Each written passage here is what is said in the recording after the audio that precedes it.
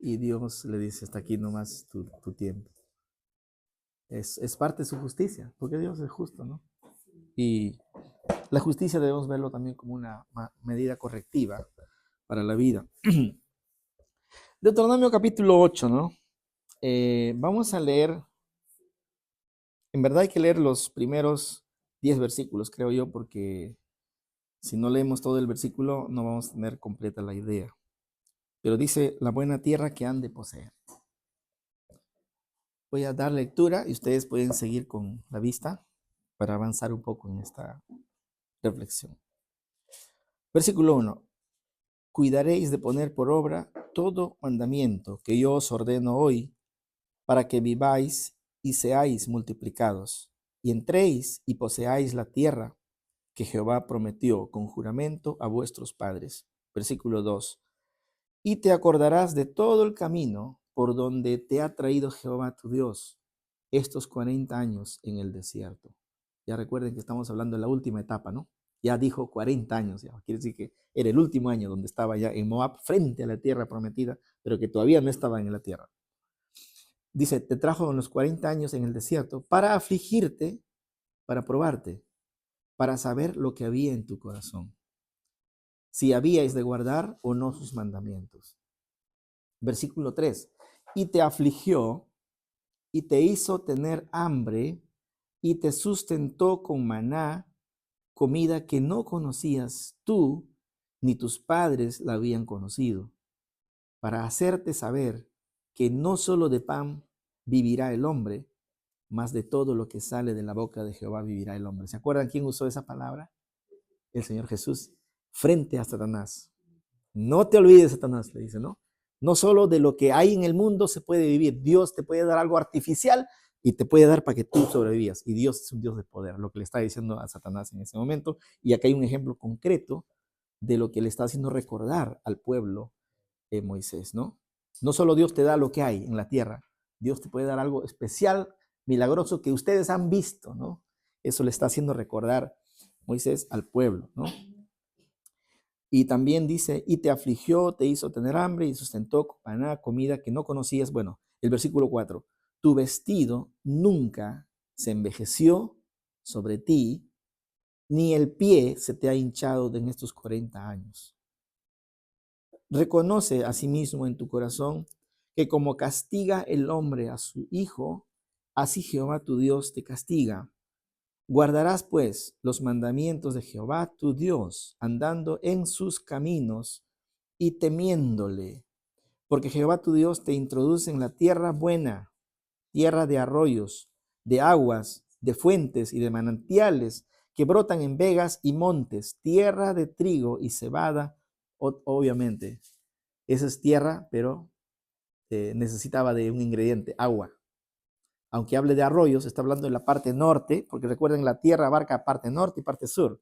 Y en la parte norte era la parte donde era tierra que no necesitaba mucha agua. ¿Por qué? Porque ahí se encontraron esas uvas, racimos que cargaban entre dos personas. Pero la parte sur, no, ya habíamos hablado, ese es otro tema que habíamos conversado, ¿no? En la parte sur necesitaba lluvia tardía y temprana.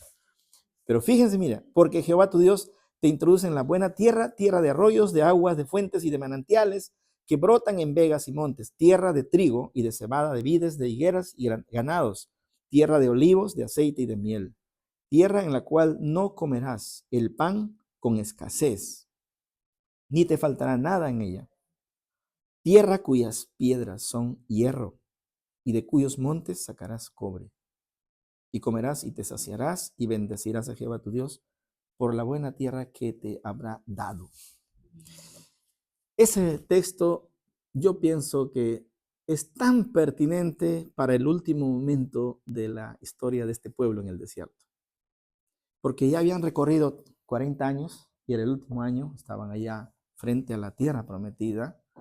Entonces lo que hace el Señor a través de Moisés es recordarles, está diciendo, mira, lo que han visto aquí no es nada y lo que será allá será mucho mejor.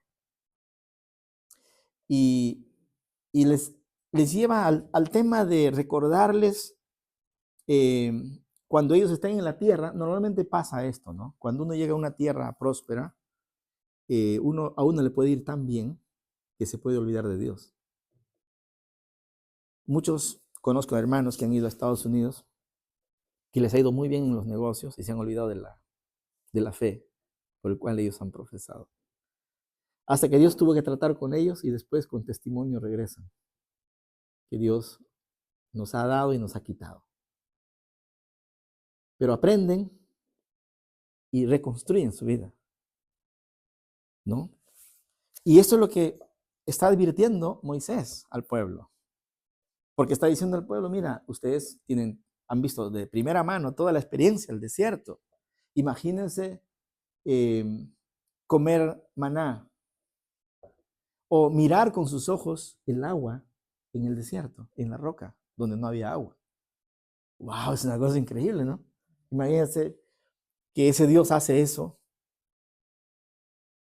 Pero, y el Señor además le dice, y ese es otro, Dios no le está inventando historias ahí.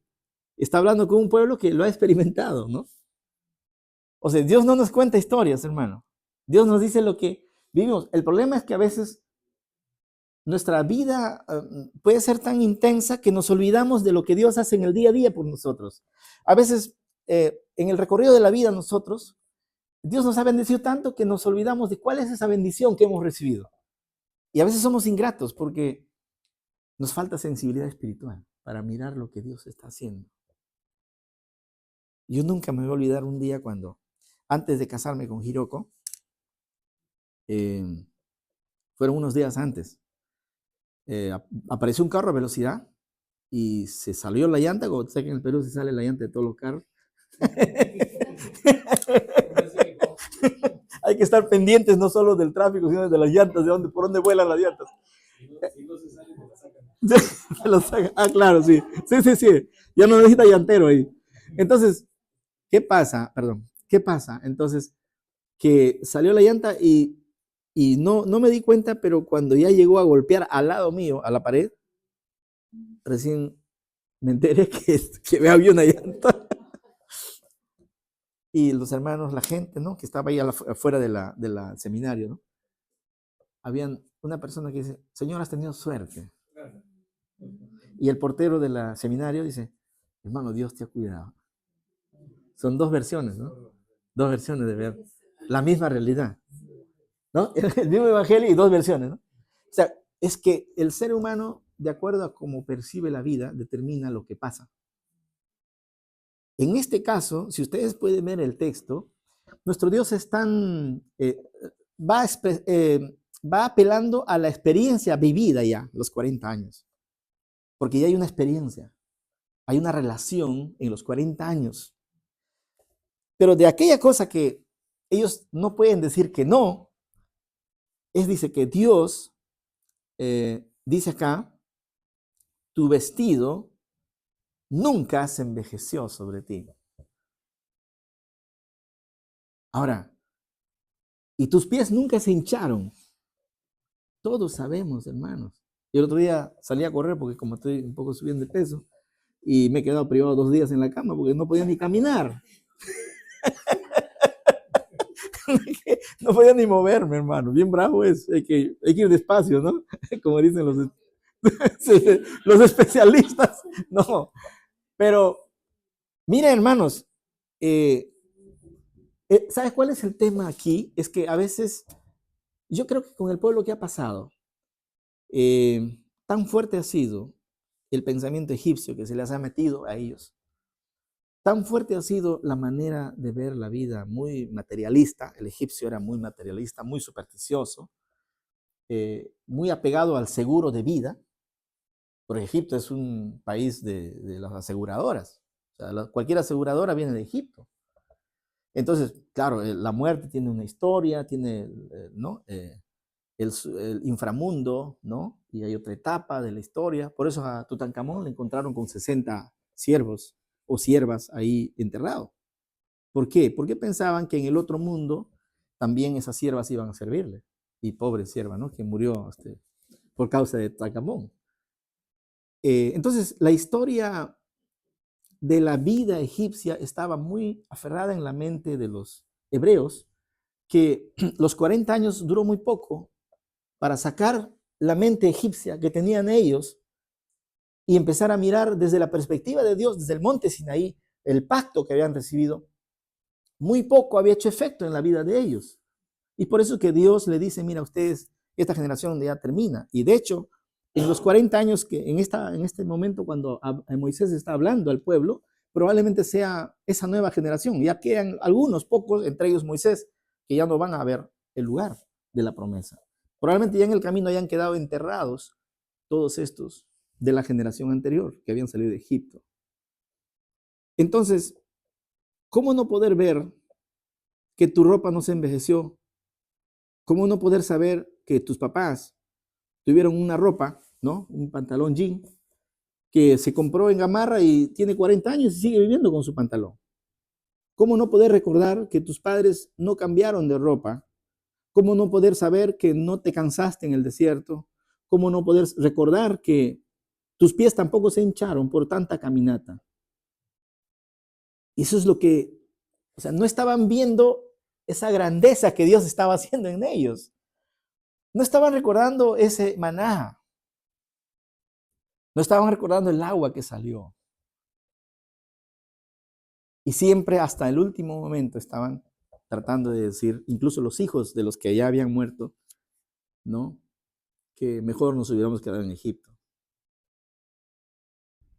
Entonces, me pone a pensar esto, que nuestro Dios a veces apela a nuestra historia para decirnos que Él ha sido fiel con nosotros. A veces simplemente el Señor nos dice, acuérdate de lo que yo hice contigo y yo he sido fiel contigo. Pero a veces nos falta hacer la otra parte de realmente ser hijos que demostramos fidelidad a ese Padre. Porque lo que Dios no estaba conforme con esa nación, con ese pueblo. Dios quería que el pueblo entendiera cuál es su rol delante de Él. O sea, Él no está contento con que te diga, yo te di todo y yo soy un Dios perfecto. Él no estaba buscando alabarse. Él estaba esperando que el pueblo le reconociera a Él. Na nossa versão, Deus usa muita palavra lembra-te. Traz a memória. Sí, sí. Es que, y esa es una virtud tan especial para nosotros que nuestro Dios nos dice siempre, apela siempre a el hecho histórico, nuestro hecho histórico, ¿no? Que si nosotros miramos el pasado, vamos a ver que Dios nos ha protegido. Dios nos ha cuidado y Dios nos cuida, hermanos. O sea, nada hace por casualidad el Señor.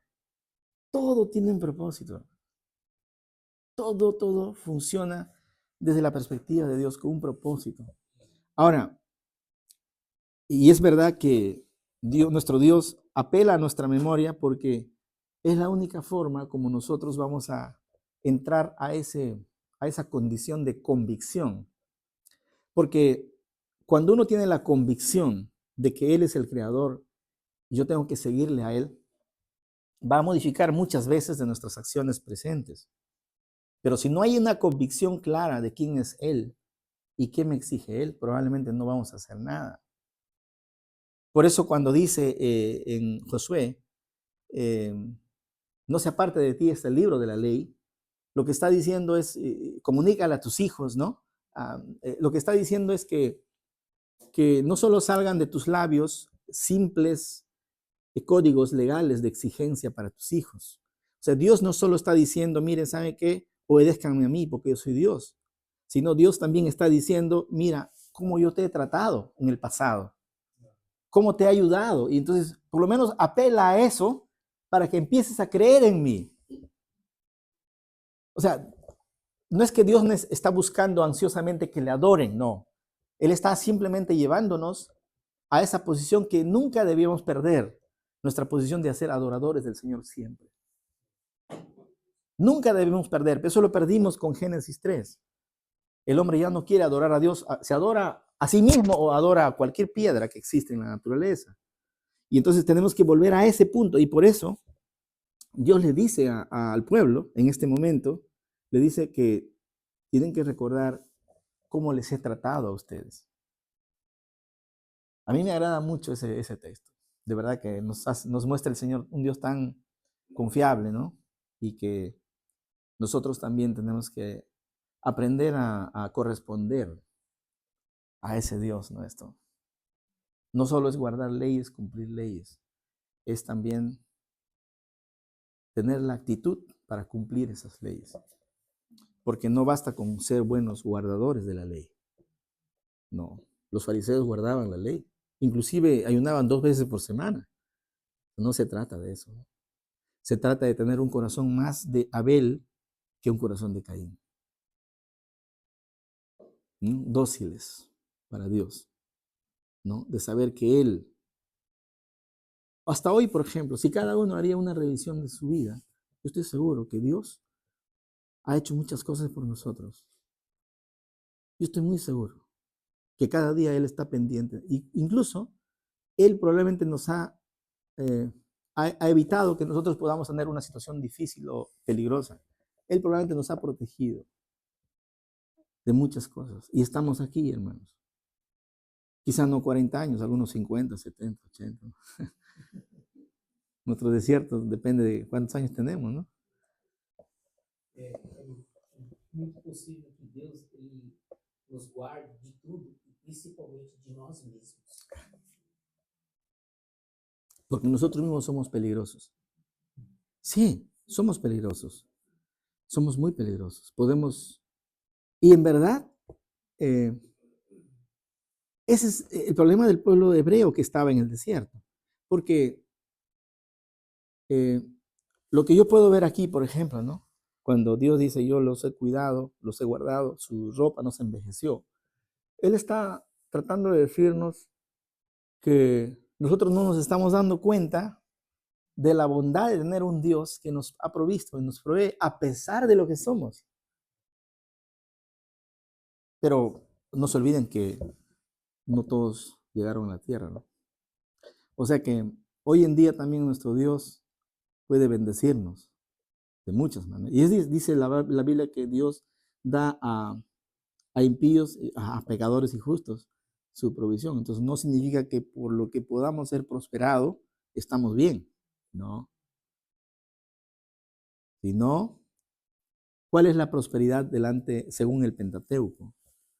La prosperidad es temer a Dios y guardar sus mandamientos. Esa es la prosperidad de la palabra de Dios. Entonces, muchos moralistas pueden decir, yo hago bien las cosas. Y de hecho, hay mucha gente muy moralista que son buenas personas. Y probablemente hasta mejores personas que creyentes. Y eso es lo que decía el pastor Taguchi, nunca me voy a olvidar, el misionero japonés en Perú, ¿no?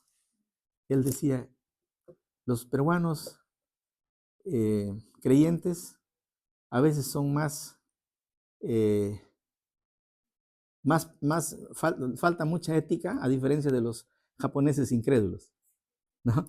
Decía, el japonés incrédulo a veces es más correcto en sus cosas que el creyente peruano. Con eso lo decía bien, ¿no? Porque, claro, él seguro miraba que todos los creyentes llegaban tarde o decían A y hacían B, ¿no? Entonces no encajaba en la vida cristiana. Y eso es una realidad, pues, lamentablemente. Pero aún así, no por seguir una vida rigurosa, correcta, de moral, tampoco alcanzamos el cielo. Aún así, no alcanzamos. ¿Por qué? Porque nosotros tenemos que regresar al punto de conocerle a Él y saber cuál es su plan, qué hace, qué tiene que ver Él conmigo. Si yo no conecto eso entre yo y Dios, yo pienso que no, por más moralista que sea, la humanidad no va a llegar al cielo. Porque hay una única forma de cómo alcanzar la salvación que Dios ha establecido. Es reconociendo que Jesús es nuestro Dios, nuestro Señor, nuestro Salvador.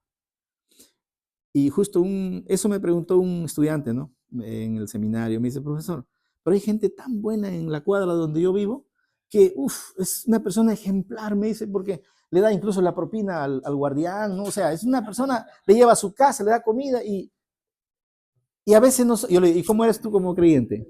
A veces no hago eso, me dice. Entonces, ¿él está mejor que tú o no? Sí, pues me dice, por eso le pregunto, me dice, ¿no? ¿Y él por qué va a ir al infierno? Y yo le digo, ¿sabe por qué va a ir al infierno? ¿Sabes o no sabes? Le digo, no sé. Ya. Porque el primer pecado que el hombre tiene es no reconocerle a Él Ese es el primer pecado. Entonces, hay moralistas que dicen que yo alcanzo por lo que yo hago. No. El primer pecado es no haberlo reconocido como Dios. ¿Cómo puedes en la familia tener un hijo que nunca te reconoce como padre y querer tener todos los privilegios del hijo? No puede. No tiene sentido la vida. Ese es el primer gran pecado. Entonces, ningún moralista, por eso dice Pablo en Romanos, ni los moralistas, ni los religiosos, ni los judíos, por por guardar su tradición, creen que por ser judío van a ser salvos. De ninguna manera, dice Pablo. Entonces, Pablo va poniendo todos los candados, en verdad. Así que les animo, hermanos, a poder encontrar en medio de nuestra historia de vida, un poco haciendo una mirada introspectiva de nosotros y una mirada deconstructiva, como hoy día dicen los del LGTB, ¿no? La deconstrucción y la reconstrucción, términos que no sé cómo, no está en el diccionario, me parece. Pero un poco como hacer una revisión de qué es lo que Dios ha hecho por mí y yo no me he dado cuenta. Porque puede ser que dices tú, no, esa es mi capacidad, mi esfuerzo, he logrado esto. No, no hay ninguna cosa que uno haya podido lograr por tu esfuerzo, porque Dios pudo desviar ese esfuerzo a otra dirección. Entonces, yo creo que todas las cosas que Dios ha encaminado, los ha hecho por su gracia y para que en algún momento lo podamos reconocer, que Él es el dador de todo lo que tenemos. Vamos a orar y pensar en silencio. Cada uno sabe qué cosa Dios me ha dado y no le he pedido perdón. Y en silencio ustedes pídanle perdón a Dios y agradezcanle al Creador, porque todo lo que tenemos viene de Él. Agradezcale. Quizás ahora ustedes tienen una casa, de repente tienes una familia constituida, de repente el trabajo te va bien, Dios te ha provisto. Míralo desde la perspectiva de Dios. Dios es el que te ha dado ese lugar. De repente en el trabajo estás consiguiendo más oportunidades, agradezcala. De repente estás estudiando, agradezcala a Dios. Porque uno puede levantarse al día siguiente y no tener nada en el cerebro. Eso nos destruiría la vida. Entonces, hay mucho por qué agradecerle a Él. En silencio, oremos, hermanos. Cerremos nuestros ojos y en pocas palabras, dile a tu Creador, porque Él te escucha. Él está aquí en medio de nosotros. Preséntate como hijo delante de Él y dile gracias, Padre, que tú me has bendecido. Tú me has dado de comer todos los días, Señor. Me has dado trabajo. Me has dado una familia. Me has dado la vida, dile. Hay tanto por el cual hay que agradecerle al Señor.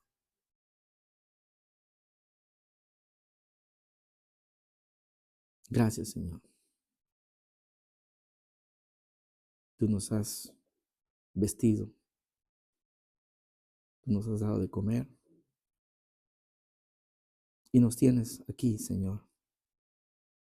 Te pido que podamos ser sensibles a las cosas que tú nos das todos los días. Agradecerte por la vida, que nos levantamos todos los días y no hemos perdido la razón.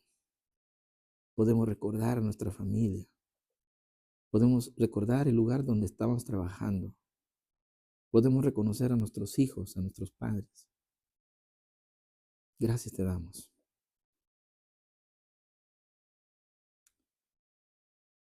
Gracias, Padre, en el nombre de nuestro Señor y Salvador Jesucristo. Amén. Bien, hermanos, hacemos un pequeño break y luego